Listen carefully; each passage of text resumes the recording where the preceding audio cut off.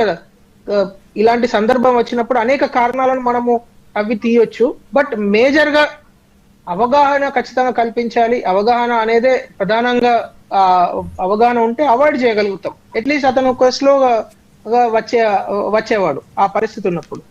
Okay okay, thank you Amarnath గారు. శ్రీనాథ్ రెడ్డి గారు కూడా మనకు జూమ్ లో సిద్ధంగా ఉన్నారు. శ్రీనాథ్ రెడ్డి గారు, మీరు చెప్పండి, ఈ రోజు బస్సు యాక్సిడెంట్ మీరు చూశారు, అసలు ఎంత ఇదిగా ఉందంటే, ఎంత ఇబ్బందికరంగా చూడడానికి ఉందంటే, చూపరులకే చాలా కంట నీరు వచ్చే పరిస్థితి ఏర్పడుతోంది. హృదయ విదారకంగా ఘటన ఉందని చెప్పాలి.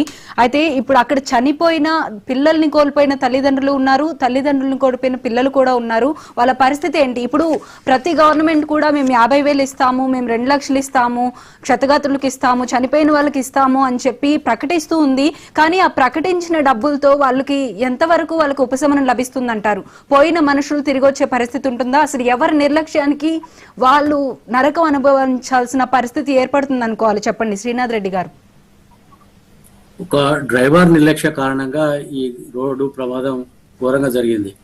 మనం ఎన్ని కోట్లు ఇచ్చినప్పటికీ కూడా, ఎన్ని లక్షలు ఇచ్చినప్పటికీ కూడా వాళ్ళ కుటుంబ సభ్యులు మనం తీసుకురాలేము, చనిపోయిన వారిని తీసుకురాలేము.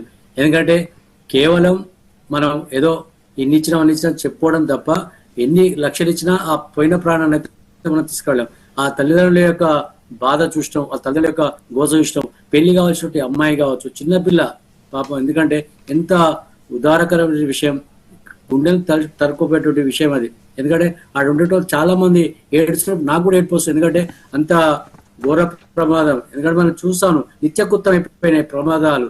ఈ ప్రమాదాలను అరికట్టడంలో పూర్తిగా ఘోరంగా ఈ ప్రభుత్వాలు వైఫల్యం చెందినని అనుకోవాలి. ఎందుకంటే రోడ్డు సేఫ్టీ అథారిటీ వాళ్ళు మనం చూస్తూ ఉంటాం, హైవే పెట్రోలింగ్ పెడుతున్నాం, తర్వాత ఇవంతా కూడా చేస్తున్నాం అని చెప్పేసి అంటున్నారు. ఎక్కడ పెట్రోలింగ్ శాఖ తిరుగుతున్నది? ఎక్కడ పెట్రోలింగ్ ఉంది? అదే తెల్లారగట్ల కాబట్టి ఈ యాక్సిడెంట్ లో, ఎందుకంటే డ్రైవర్లు ఓవర్ స్పీడ్ పోతారు, ఎందుకంటే తొందరగా పోవాలని చెప్పేసి. తర్వాత టిప్పర్ డ్రైవర్ అయితే ఇంత నిర్లక్ష్యంగా అనిపిస్తూ ఉందంటే స్పష్టంగా అనిపిస్తూ ఉంది. బస్సు ఎదురుగా వస్తుంది, ఈయన ఎదురుగానే పోతున్నాడు అన్నప్పుడు ఏం చేయాలి? కొద్దిగా మెల్లగా పోతే అయిపోతుంది. ఎంత స్పీడ్ లో పోతే కానీ అంత ఘోరమైనటువంటి ప్రమాదం జరుగుతుందో మనం అర్థం చేసుకోవచ్చు. కాబట్టి నేను ఏమంటా అంటే, ఇప్పటికైనా ఎప్పుడే ఏదైనా సంఘటన జరిగినప్పుడు మనందరం కలుస్తున్నాం, మాట్లాడుతున్నాం, ఏదో తూతూ మంత్రంగా చర్చ పెట్టి దాన్ని మళ్ళీ మర్చిపోతున్నాం. అట్లా కాకుండా ఈ యొక్క రాష్ట్ర ముఖ్యమంత్రి కావచ్చు, తర్వాత R&B మినిస్టర్ కావచ్చు, తర్వాత ట్రాన్స్పోర్ట్ మినిస్టర్ కావచ్చు, వీళ్ళంతా సమన్వయం చేసుకొని, తర్వాత ఎక్కడెక్కడైతే యాక్సిడెంట్లు జరుగుతూ ఉన్నాయో, తర్వాత వీటి నివారణ కోసం మనం ఏం చేయాలి, తర్వాత ఏం చేస్తే బాగుంటది, ప్రజల ప్రాణాలు విలువైనవి, తర్వాత ప్రజల ప్రాణాలు కాపాడాలని ప్రభుత్వం ఎందుకండి? ఇక్కడ ఈరోజు చూస్తాను, ప్రమాదాలన్నీ నిత్యకృత్యం అయిపోయినాయి. ఇప్పుడు వర్షం వస్తే రోడ్డు మొత్తం కూడా, ఇప్పుడు హైవే, నేషనల్ హైవే కూడా అట్నే ఉన్నాయి, తర్వాత మన అతెంకి హైవే అట్నే ఉంది. అన్ని రోడ్లు కూడా ఈరోజు చూస్తుంటే ఘోరంగా ఎట్లంటే గుంతలు పడిపోయినాయి. దాని నిండా నీరు, వర్షం వస్తే నీరు నిండిపోతాయి. అక్కడ పాపం ప్రయాణికుడికి ఏం తెలుస్తుంది?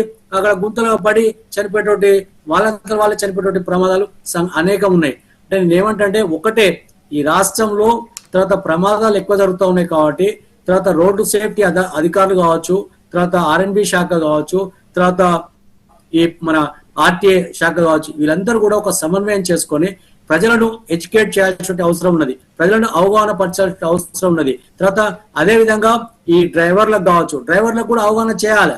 ఎందుకంటే స్పీడ్ గా పోవద్దు. తర్వాత వాళ్ళు ఏం చేసినట్టే, డ్రైవర్లు త్వరగా రీచ్ కావాలి, తర్వాత అర్ధగంట రెస్ట్ తీసుకోవాలన్న సంకల్పంతో ఒక స్పీడ్ గా వెళ్తున్నారు. కానీ వాళ్ళకు కూడా ఏం చేయాలి? తర్వాత ఆ యొక్క టిప్పర్లు ఎక్కడ తిరుగుతున్నాయి, తర్వాత ఏం చేస్తున్నారు, తర్వాత వారికి ఉన్నటువంటి ఆ టిప్పర్కు ఉన్నటువంటి ఫిట్నెస్ ఎంత, ఆ డ్రైవర్ కు లైసెన్స్ ఉందా లేదా, తర్వాత అవన్నీ చెక్ చేయడంలో పూర్తిగా ఘోరంగా వైఫల్యం చెందిన RTA అధికారులని చెప్పుకోవచ్చు. మనం చూస్తాం, ఒక్కొక్క దానికి ఫిట్నెస్ ఉంటుంది, ఏముండదు ఆ బండికి, కానీ ఏమో స్పీడ్ లో పోతారు. అని వాడి వేగం ఎంత పోవాలి? తర్వాత ఈరోజు చూస్తాను, RTC బస్సులకు వేగం లేకుండా లాక్ చేస్తారు, స్పీడ్ లాక్ ఉంటుంది. కానీ మనకు RTC బస్సు పాపం డ్రైవర్ చిన్నగా పోతున్నప్పటికీ కూడా కొద్దిగా ఈ యొక్క టిప్పర్ డ్రైవర్ యొక్క నిర్లక్ష్య కారణంగా ఈరోజు దాదాపు మనం 20 మంది దాకా, 19 మంది దాకా చనిపోయినారు. తర్వాత వారందరి ప్రాణాలు సరే ప్రభుత్వాలు 2 లక్షలు 3 లక్షల రూపాయలు ఇవ్వచ్చు కాక, ఓ 10 లక్షలు ఇవ్వచ్చు, 20 లక్షలు ఇవ్వచ్చు. కానీ వాళ్ళ ప్రాణాలు మనం తీసుకురాగలుగుతారా? వాళ్ళ తల్లిదండ్రులు వాళ్ళ మీద ఎన్నో కలలు కలిగి ఉంటారు. తర్వాత నా కొడుకు ఈ విధంగా ఉండాలి, నా బిడ్డ ఈ విధంగా ఉండాలి, నా అన్న ఈ విధంగా ఉండాలి, తర్వాత మా తమ్ముడు ఈ విధంగా ఉండాలని చెప్పేసి వాళ్ళ యొక్క కుటుంబ సభ్యులు కావచ్చు, వాళ్ళ బంధుమిత్రులు కావచ్చు అనుకుంటారు.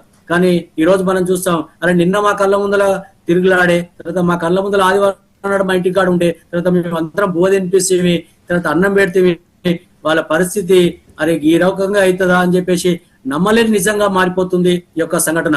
తర్వాత మనం చూస్తా ఉంటాం పాపం చిన్న పిల్ల ఎంత ఘోరం అంటే, తర్వాత ఆ యొక్క పరిస్థితి చూస్తే మనకు అర్థమవుతా ఉంది. ఇప్పటికే మేము కోరేది ఏంటంటే, ఏదైతే యాక్సిడెంట్లప్పుడు నష్ట నివారణ జరగకుండా తర్వాత చేస్తున్నారు తప్ప ప్రతి సంవత్సరం కూడా ప్రతిసారి కూడా నిత్యకృత్యం అయిపోయినాయి. కాబట్టి మేము కోరేదంటే రోడ్లను త్వరితగతిన మంచి చేయాలా, తర్వాత ఎక్కడైతే రోడ్డు బాగలేవో రోడ్లన్నీ కూడా బాగు చేయాలా, తర్వాత రోడ్లను వెడల్పు చేయాలి, తర్వాత అదేవిధంగా సేఫ్టీగా ఉండేటట్టు చూడాలి, పెట్రోలింగ్ ను ఎక్కువ పెంచాలి. తర్వాత మనం చెప్పడం వరకే అవుతుంది, పోలీస్ శాఖ కావచ్చు, ఆర్ఎంబి కావచ్చు, తర్వాత వీళ్ళంతా కూడా. కాబట్టి ప్రజల యొక్క ప్రాణాలు విలువైనవి, ప్రజల యొక్క ప్రాణాలను బలిగొనకుండా ఎవరైతే ఈ యొక్క సంఘటనలు మళ్ళీ పునరావృతం కాకుండా వారు మన ఎవరైతే రోడ్డు కాంట్రాక్టర్ ఉన్నారో, తర్వాత రోడ్డు ఆ యొక్క దాన్ని తీసుకుపోతున్న ట్రిప్పర్ అయినారో, తర్వాత వాళ్ళందరిపైన కూడా కఠినంగా చర్యలు తీసుకోవాలని చెప్పేసి ప్రభుత్వం ఏదో తూతూ మాత్రం చేయకుండా వారిని ఎవరైతే క్షతగాత్రుడో కుటుంబమైన సభ్యులందరినీ కూడా వారిని మంచిగా చూసుకోవాలని చెప్పేసి వారి కుటుంబాలను ఆదుకోవాలని చెప్పేసి కోరుతా ఉన్నాం మేడం. చరణ్ కౌశిక్ గారు, ఇక్కడ మనం చూసినట్లయితే ఏదో అపరిచితుడు సినిమాలో కనుక ఒక యాక్సిడెంట్ కి సంబంధించి హీరో మాట్లాడతారు, గ్రౌండ్ లెవెల్ నుండి